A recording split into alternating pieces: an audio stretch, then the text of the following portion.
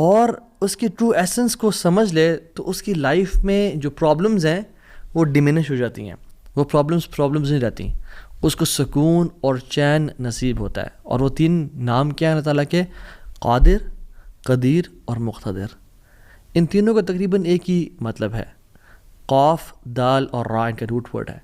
कादिर कुरान में 12 दफ़ा आया है, कदीर 45 टाइम्स आया है और मुक़्तदिर 4 दफ़ा आया है।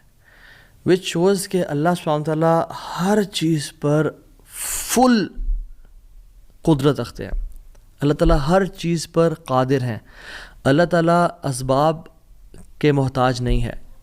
जो मुसलमान इन नामों को समझ लेते हैं ना, और आज हम समझेंगे नामों को, और इसकी वजह से आप देखिएगा by the end of the session किस तरह से हमारी मुसीबतें, मुश्किलात हमें छोटी हुई नज़र आती हैं और हमें कुछ प्रिंसिपल समझ में आएंगे कि हम किस तरह से अल्लाह ताला की इस इस सीक्रेट